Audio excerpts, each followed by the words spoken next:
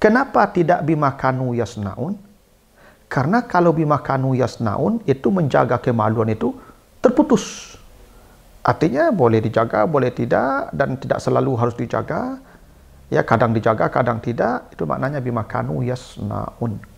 Tapi bima yasnaun itu artinya menjaga kemaluan, menundukkan pandangan mata bersifat istimrar, berkelanjutan tanpa limit sampai kita meninggal dunia. Karena menjaga kemaluan itu perkara yang sangat serius. Karena itu perbuatannya mudhari', istimrar, jangan pernah berhenti, jangan pernah putus. Mengurai rahasia Al-Quran melalui makna dan mabna.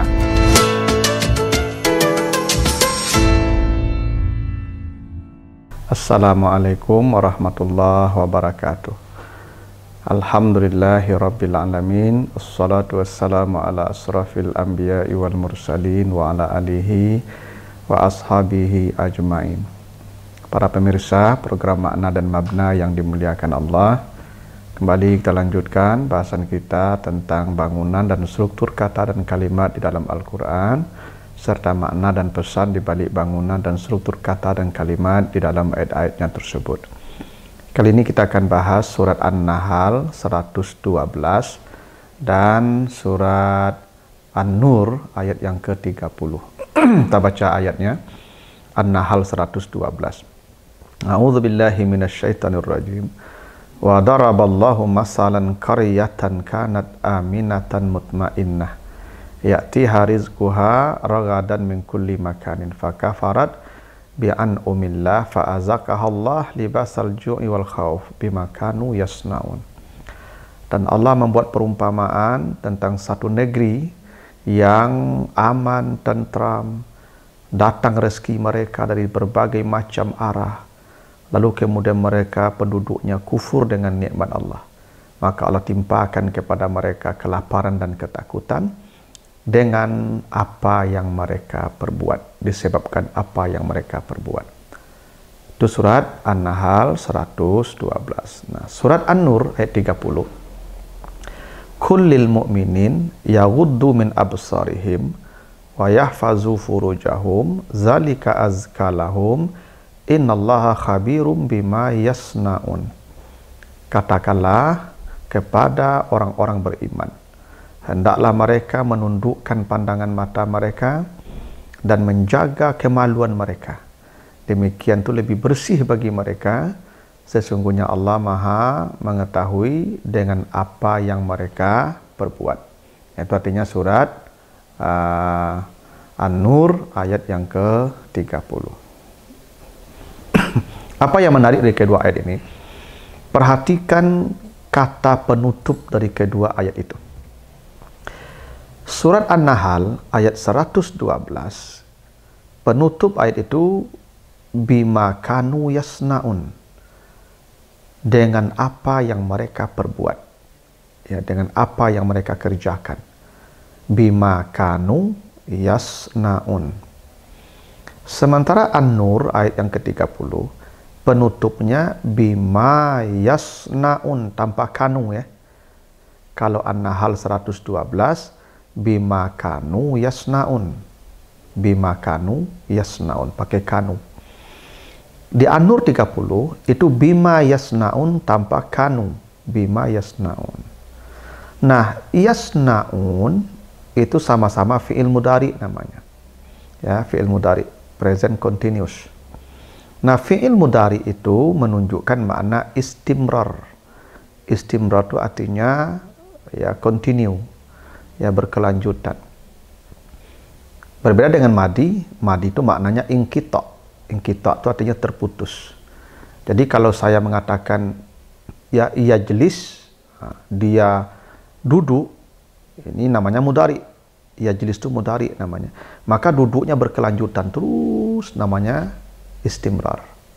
Kalau saya katakan jalasa, berarti duduknya sudah selesai. Ya dulu dia duduk, atau kemarin dia duduk, atau sebelum saya bicara dia duduk. Sekarang enggak lagi. Jadi duduknya sudah inqita', sudah terputus. Itu bedanya fi'il madi dan fi'il mudhari. Namun ada satu kaidah. Apa kaidah itu? Bila fi'il mudhari yang maknanya tadi istimrar, terus, continue, ingin diputus, ya, ingkita, maka ditambah dengan kana di awal. Jadi kalau saya katakan yajlis, berarti dia sedang duduk dan terus duduk. Tapi kalau saya ingin mengatakan dulu dia pernah duduk dan sekarang tidak lagi, maka saya tambah dengan kana yajlis. Berarti duduknya sudah tidak lagi. Jadi fi'il mudhari itu bisa diputus dengan menambah kana. Kana yajlis berarti dia dulu sedang duduk, sekarang tidak. Terputus maknanya. Dengan menambah kana. Nah, tadi di An-Nahl 112, bima kanu yasnaun. Kenapa? Karena konteks ayatnya umat di masa lalu yang pernah diberikan kejayaan oleh Allah, keamanan, ketentraman, rezeki yang banyak, tapi mereka kufur, kufurnya pun sudah selesai. Dihukum Allah, dikasih itu kelaparan, dikasih itu rasa takut, itu pun sudah selesai karena mereka sudah pada mati semua. Karena peristiwanya sudah berlalu, sudah terputus, maka bima kanu yasnaun. Karena kufurnya sudah berlalu. Ya, perbuatan mereka sudah berlalu. Kehancuran mereka sudah berlalu. Hukuman mereka sudah berlalu. Maka wajar ditambah dengan kana bima kanu yasnaun. Berbeda dengan An-Nur 30. Konteksnya An-Nur 30 itu yaghuddu min absarihim, menjaga pandangan mata orang beriman, dan yahfazu furujahum, menjaga kemaluan mereka.